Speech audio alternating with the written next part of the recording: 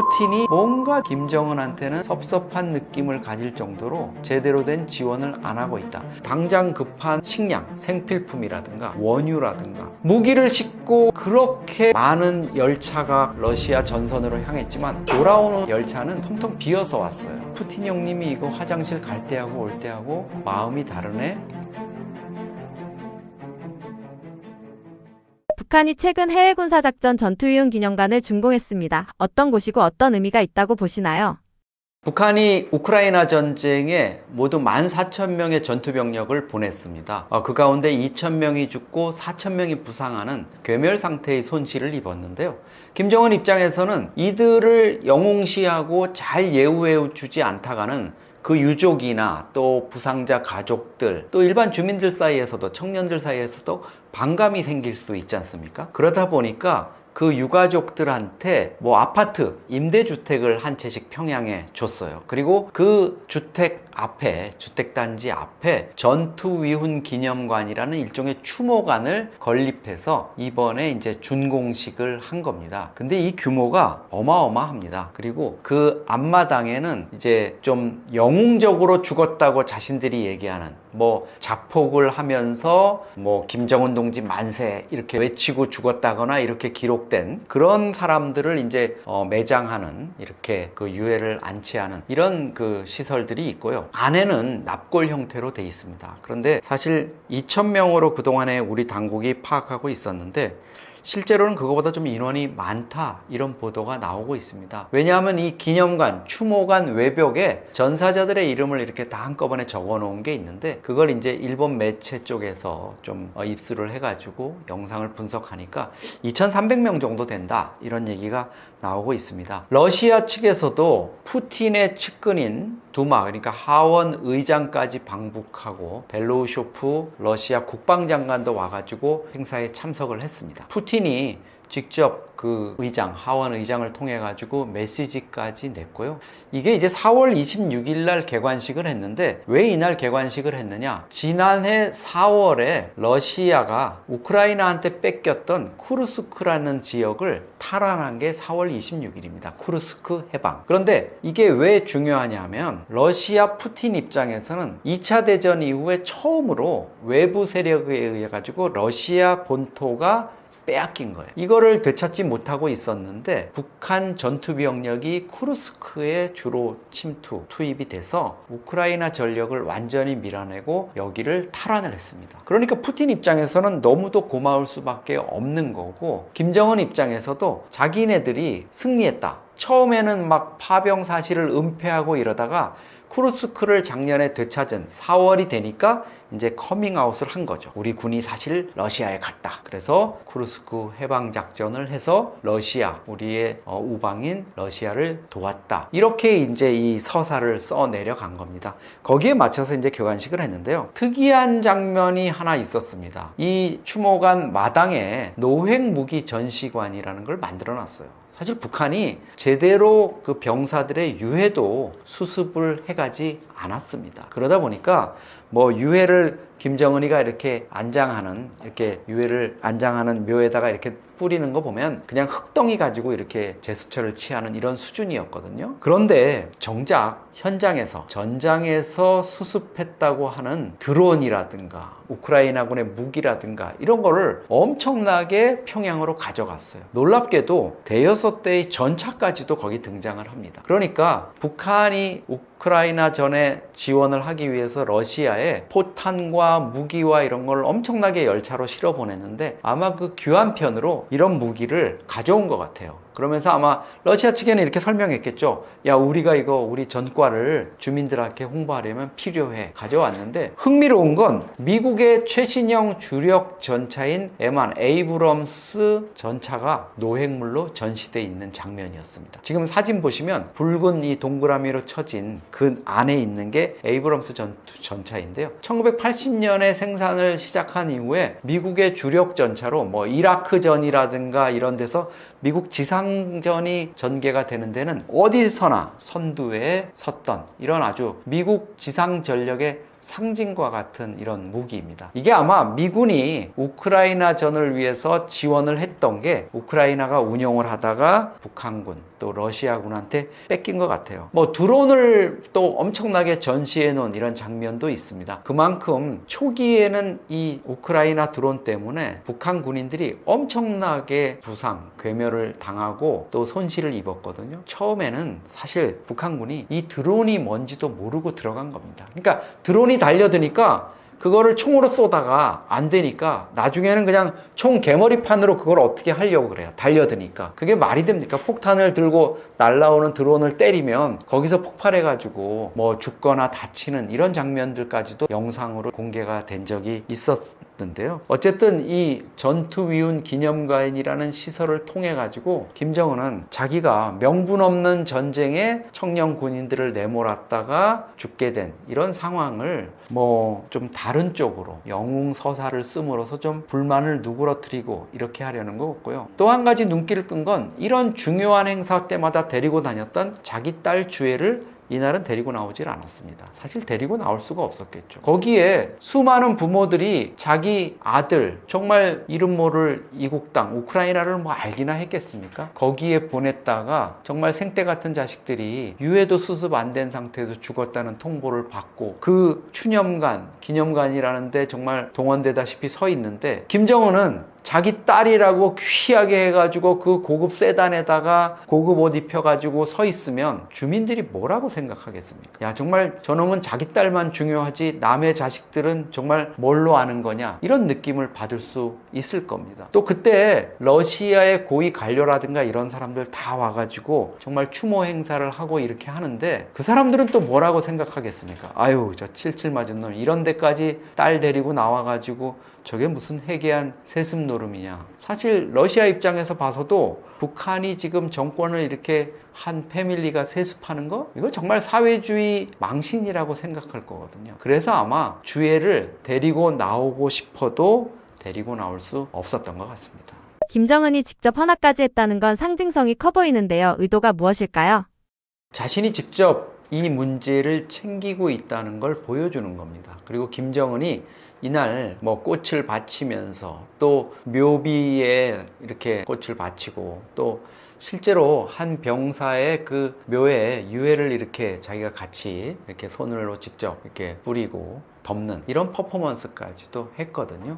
그동안에 이 전투위훈 기념관이 지어지는 자리에 김정은이 여러 차례 왔습니다. 그래가지고 딸 주애하고 뭐 나무도 심기도 했고요. 자기가 직접 삽질을 하고 이러면서 내가 직접 챙긴다 이런 모습을 보여준 거죠. 그러면서 어떻게 보면 해외 군사작전에 나가가지고 전사한 이 병사들 내가 평생을 책임진다? 그 가족들한테까지도 이렇게 한다? 이런 걸 보여줌으로써 내 명령, 김정은의 명령에 따라서 목숨을 버린 사람들은 뭐 영생을 약간 이 사이비 종교처럼 영생 얘기까지도 지금 하고 있어요. 그리고 죽은 다음에 노동당 당증 받는 게 뭐 대단한지는 모르겠지만 당증 주고 훈장 주고 이런 것들 하고 있습니다. 그리고 정말 끔찍했던 거는 이 아들을 잃은 어머니들을 그 새 집을 어쨌든 임대주택 형태로 나눠줬지 않습니까? 거기에 입주를 했어요. 그 부모들의 마음이 우리 자식 죽어가지고 내가 정말 이렇게 좋은 집에 사는구나 이러고 흐뭇했겠습니까? 볼수록 자식들 생각에. 그리고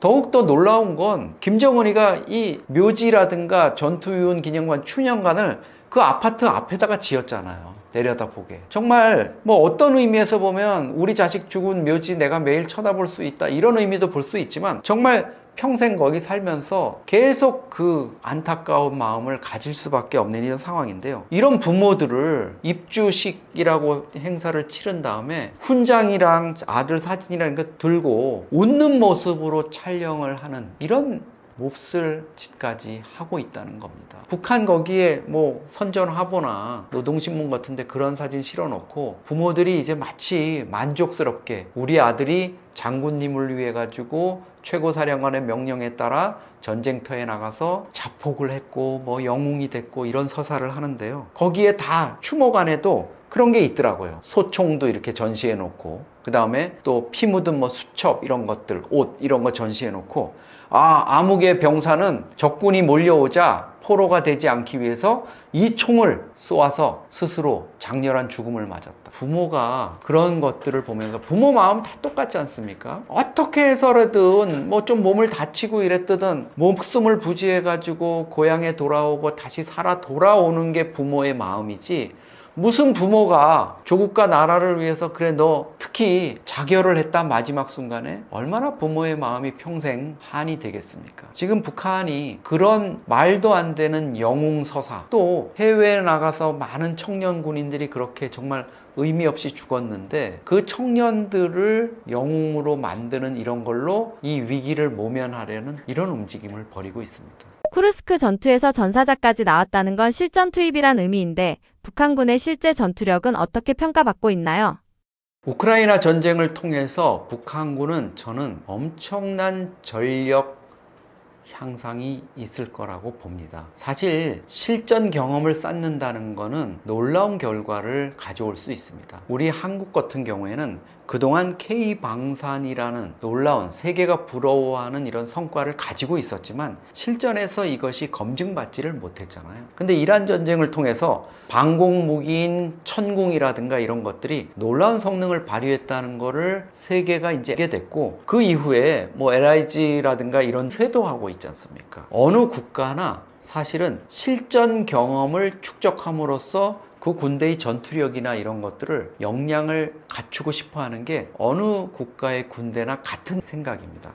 그래서 우리 한국군 같은 경우에도 해외 파병을 하려고 많은 관심을 가지고 있지만 사실은 병력의 어떤 손실, 군인들이 나가서 전투병으로 나갈 경우에 손실을 우려해서 사실은 우리가 최근에 보면 아덴만에 우리 청해부대 나가 있지만 해적들로부터 우리 상선을 보호하기 위한 거, 그 다음에 서희부대, 뭐 제마부대 이런 거 보면 공병부대라든가 의료부대, 또 UN 평화유지군 이런 쪽으로 나가는 거고, 나가서 뭐 현지 주민들한테 태권도를 가르친다거나 한글을 가르친다거나 이런 평화 유지 업무와 친선 쪽 이런 쪽에 많이 이제 집중을 할 수밖에 없는 이런 상황이거든요. 근데 북한은 실제로 우크라이나 전에 병력을 투입해 봄으로써 어떻게 보면 전술이라든가 자기네들이 가지고 있던 무기 체계, 특히 미사일이라든가 이런 것들을 실제로 쏴보는 경험을 했습니다. 초기에는 북한 미사일이 엉망이라 그랬잖아요. 뭐 오차 범위가 몇백 미터 밖에 떨어지는 것도 있고 이래서 야 이게 정말 북한 미사일이 의미가 있나? 그리고 쏘려고 그랬더니 미사일이 그냥 쏘는 과정에서 자폭해버리는 이런 경우도 있어서 초기에 러시아군에 그런 지침까지 내려갔습니다. 북한 미사일을 쏠 때는 가급적 많은 인원이 모여있지 마라. 그런데 북한이 전쟁을 거듭하면서 미사일의 오차를 점점 줄여가는 모습을 보였고요. 우크라이나 특수작전군이나 이런 쪽에서도 북한군의 미사일이나 무기체계가 점점 정밀해지고 있다, 이런 얘기가 나왔습니다. 특히 이제 주목되는 게 쿠르스크 해방작전이라고 얘기하는 그 작전이 대부분 시가전이나 특수작전이 이루어졌다는 거죠. 그러면 북한의 폭풍군단이라 그러는 정예 부대가 소규모 부대, 소대전투 뭐 이런 것들을 통해 가지고 시가지에서 특수작전, 도심지를 어떻게 점령하고 외곽을 어떻게 침투하고 장악하는 이런 것들에 대한 전술이 엄청나게 발전했을 거예요. 물론 그 과정에서 많은 희생이 있었지만 진짜 핏값을 치르고 실전 경험을 얻었다, 이렇게 볼 수 있습니다. 이거는 사실 김정은이가 여러 차례 이 11군단, 폭풍군단의 특수작전의 시범이라든가 이런 것들을 보는 장면이 나왔었는데 대부분 대남 침투를 위한 특수작전 훈련을 벌이는 모습이었잖아요. 심지어 청와대 모습을 똑같이 지어놓고 우리 대통령을 납치해가지고 헬기에 실어가는 그런 장면까지도 걔들이 군사훈련을 했거든요. 이번에 아마 이런 실전 훈련까지 가미가 되게 되면 북한으로서는 이런 전술이라든가 경험을 한국과의 전쟁, 대남 기습 타격이나 이런 쪽에 그대로 적용해 가지고 아마 작전 계획이나 이런 걸 새로 수립하거나 수정할 가능성이 높아지고 있습니다. 북한과 러시아는 2027년에서 2031년까지의 군사협력 계획까지 언급됐습니다. 얼마나 밀착되어 있는 걸까요? 벨로우쇼프 러시아 국방장관이 직접 만난 자리에서 벨로우쇼프가 이런 얘기를 한 겁니다. 2027년부터 31년까지의 군사협력, 그러니까 아직 2027년이 이제 내년이 돼야 되는데 내년부터 5개년 동안 군사협력을 북러가 어떻게 해나가겠다는 계획을 이제 쌓아보자 하고 러시아가 먼저 입을 연 거죠. 이거는 어떻게 보면 러시아가 북한을 자신들의 병참기지로 활용하겠다는 의도를 드러낸 걸로 볼 수 있습니다. 우크라이나 전에서 북한이 지원한 포탄이 우리 국방정보본부의 분석에 따르면 152mm로 환산할 때 1200만 발이나 된다 그래요. 어마어마한 양입니다. 우리가 우크라이나 전에 직접 지원은 하지 않고 미국을 통해서 우회 지원하는 형식으로 포탄을 주기로 한 게 50만 발입니다. 이게 풍산에서 이제 생산을 하기로 했는데요. 50만 발이면요. 그 포탄 한 발이 우리 돈으로 100만 원 정도가 넘습니다. 150만 원. 이제 환율로 뭐 1000불이니까 150만 원 정도 하거든요. 물량으로도 어마어마한 양이지만 사실 금액적으로도 어마어마한데 북한이 1200만 발을 지원했습니다. 그리고 더 중요한 거는 1200만 발, 북한이 가지고 있던 재고를 아마 다 주고 그 낡은 포탄, 오래된 포탄 다 주고 지금은 러시아의 지원을 받아서 북한의 지하 군수시설이라든가 포탄 생산 라인을 다 현대화해 가지고 이제는 러시아가 지원하는 기술과 재료라든가 원자재를 가지고 최신형의 포탄이라든가 무기를 생산하고 있을 거라는 거죠. 이거는 앞으로 우크라이나전이 끝난다 해도 러시아의 어떤 병참 지원을 위한 중요한 기지가 될 거고요. 북한도 새로운 기술이 적용된 현대화된 포탄을 대남 또 타격용으로 비축을 할 수 있다는 의미가 될 수 있습니다. 그래서 이 벨로우쇼프 장관이 뭐 체결할 준비가 돼 있다 이렇게 얘기했으니까 아마 북한이 여기에 호응을 할 것 같은데요. 이런 재래식 무기뿐만 아니라 그럼 앞으로 북한이 지금 원하고 있는 5세대 스텔스 전투기, 미국이 지금 북한이 뭐 4세대 전투기 가지고 우리한테 지금 게임이 안 되는 공중전력에서 완전히 열세인 구형 전투기만 유지하고 있고 러시아로부터 지원을 받는다 그래도 일부 업그레이드를 통한 4.5세대 여기에 그칠 건데 자신들이 원하는 5세대 전투기를 확보할 수 있을 것이냐, 그리고 지금 핵 잠수함을 만드는 과정에서 원자로라든가 이런 부분을 러시아로부터 지원을 받을 거냐, 그리고 정찰 위성과 관련해 가지고 러시아가 핵심 기술을 지원할 거냐, 이런 부분들이 이 군사 협력 내용에도 포함이 될 수 있을 걸로 보입니다. 현재 푸틴과 김정은의 계산은 각각 어떻게 다를까요? 무엇보다도 푸틴이 지금 전쟁 전후가 마음이 바뀐 게 문제겠죠. 전쟁이 아직 끝나지는 않고 이제 이란 전쟁에 몰두해 있던 트럼프가 우크라이나 전쟁도 뭐 빨리 끝내라고 내가 푸틴한테 전화했다 이렇게 하면서 다시 관심을 보이고 있거든요. 어쨌든 푸틴 입장에서는 쿠르스크를 뺏겼던 그 급한 불은 껐다고 이제 생각을 하는 거고, 북한의 효용도 상당히 떨어진 게 사실입니다. 북한군이 14,000명이 투입돼 가지고 몇 달 만에 많은 희생을 치르면서 쿠르스크를 다시 푸틴한테 돌려줬는데요. 이 과정에서 사실은 푸틴의 마음이 조금 바뀐 게 느껴집니다. 2023년 9월에 북러 정상회담이 러시아의 보스토치니 우주기지에서 열렸을 때만 해도 푸틴이 몸이 달아 있었습니다. 김정은한테 군사 정찰 위성 기술을 내가 주겠다고 먼저 막 기자들한테 떠벌렸어요. 그리고 실제로 기술을 지원했고요. 2달 뒤에 김정은이가 정찰 위성을 드디어 처음으로 성공을 하게 됩니다. 그리고 그런데 고무된 김정은이 엄청나게 많은 병력을 러시아에 지원을 해가지고 좋은 결과가 나왔죠. 근데 푸틴이 그 다음부터 좀 마음이 변한 것 같아요. 김정은은 그런 분위기를 모르고 내가 정찰 위성 우리 푸틴 형님이 있으니까 3발 더 앞으로 쏘아 올릴 거다 이렇게 얘기를 했는데요. 아직까지 한 발도 추가로 발사를 못하고 있습니다. 김정은한테 푸틴이 이거 주지 않은 거죠. 그리고 작년 12월에 김정은이 8,700톤급이라 그러는 대형 핵 잠수함 동체를 공개했는데 아직 사실 그 안에 원자로가 들어가 있을 거라고 확신을 할 수 있는 단계가 아닌 것 같습니다. 일단 외형만 만들어 놓고 나중에 다시 그거를 분리하든 뭐 해가지고 원자로를 넣겠다는 심산인 것 같은데요. 이런 걸 보면은 푸틴이 아직 김정은에게 중요한 핵심 기술들을 지원하지 않고 있는 거고요. 아마 푸틴이 끝까지 지원을 안 할 가능성도 있습니다. 사실 김정은 입장에서는 그게 안 되면 당장 급한 식량, 러시아산 밀가루라든가 생필품이라든가 원유라든가 이런 것들을 공급해 줄 거로 이렇게 기대를 할 수도 있는데, 무기를 싣고 그렇게 많은 열차가, 컨테이너가 러시아 전선으로 향했지만 돌아오는 열차는 텅텅 비어서 왔어요. 이게 사실 거기에 만약에 러시아 측에서 의미 있는 식량이라든가 뭐 생필품을 실어서 보냈다면 한미 정보당국이 그 포착 못할 리 없습니다. 포탄이 1200만 발 갔다는 거 다 컨테이너 물량이라든가 첩보나 감청을 통해 가지고 파악하고 있는데 북한으로 들어가는 물건 포착을 못했겠습니까? 이런 점에서 보면 푸틴이 뭔가 좀 김정은한테는 섭섭한 느낌을 가질 정도로 제대로 된 지원을 안 하고 있다. 김정은 입장에서는 푸틴 형님이 이거 화장실 갈 때하고 올 때하고 마음이 다르네, 이런 서운한 느낌을 분명히 갖고 있을 겁니다. 러시아 전쟁 경험 플러스 군사 협력까지 이어지면 북한의 군사 능력이 질적으로 올라갈 가능성도 있는데 우리 입장에서는 리스크가 커지는 걸까요?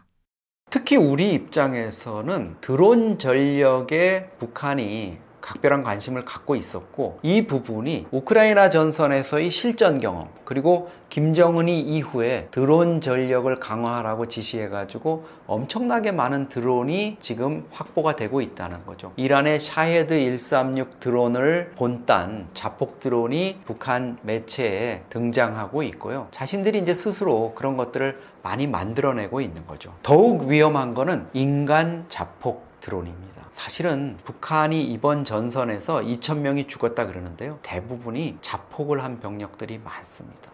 정말 북한 매체에 나오는 자폭과 관련한 이런 거 보면은요, 뭐 소대장과 소대원 12명이 한꺼번에 자폭했다, 2명이 슈르탄 한 발을 사이에 끼고 죽었다, 이런 끔찍한 얘기들이 많이 나오는데요, 결국은 뭐냐, 오랜 기간 태어날 때부터 김정일과 그 아들인 김정은을 신으로 여겼던 이 청년 세대들이 완전 세뇌가 돼서 김정은의 지시에 의해서 그냥 자폭을 하는, 자결을 하는 이런 결단을 너무나 쉽게 하고 있다는 거죠. 만약에 이런 상황들이 북한의 대남 침투라든가 대남 타격 과정에서 벌어진다, 정말 결사항전한다. 우크라이나 군이 왜 북한군을 생포하는 과정에서 빨리 달려들어서 생포하지 못하고 자결할 때까지 그냥 볼 수밖에 없었냐? 이게 처음에는 뭣도 모르고 생포하려고 달려들었는데요, 북한군이 슈르탄이나 이런 걸 숨기고 있다가 우크라이나 군까지 같이 자폭을 하는 일들이 너무 많았답니다. 그렇게 해가지고 우크라이나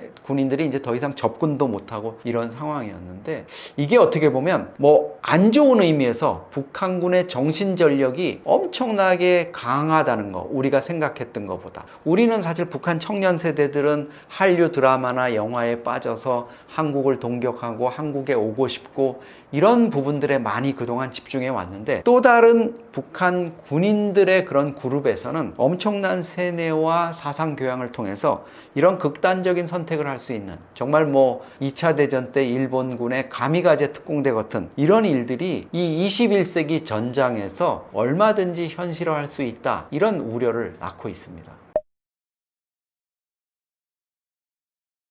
네, 구독자분들과 함께 한 지도 상당 시간이 흘렀는데요, 항상 함께 지식과 정보를 나눌 때마다 우리가 정말 이런 지식을 통해 가지고 세상을 조금 더 이해할 수 있고, 그 다음에 지금 우리에게 닥친 문제들에 대한 지혜를 얻을 수 있지 않나, 이런 생각을 합니다. 북한 문제와 안보 문제가 정말 우리들과 좀 동떨어져 있는 이런 낯선 주제인 걸로 많이 생각을 해왔었겠지만은요, 이란 전쟁이 우리 경제와 또 주가와 환율과 유가에 가져온 영향이라든가 파급을 보면은 결코 우리와 동떨어진 존재는 아니다, 이렇게 생각을 합니다. 앞으로도 구독자분들과 좋은 정보를 많이 나누고 함께 공유를 하도록 하겠습니다. 그리고 제가 최근에 제 이름을 달고 이영종의 북한은 지금이라는 채널도 개설을 했습니다. 거기에도 많이 오셔가지고 함께 나눌 수 있도록 하고요, 저는 앞으로도 이 채널을 통해서 여러분들과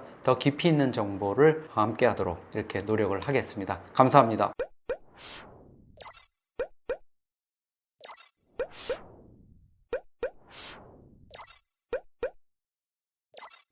you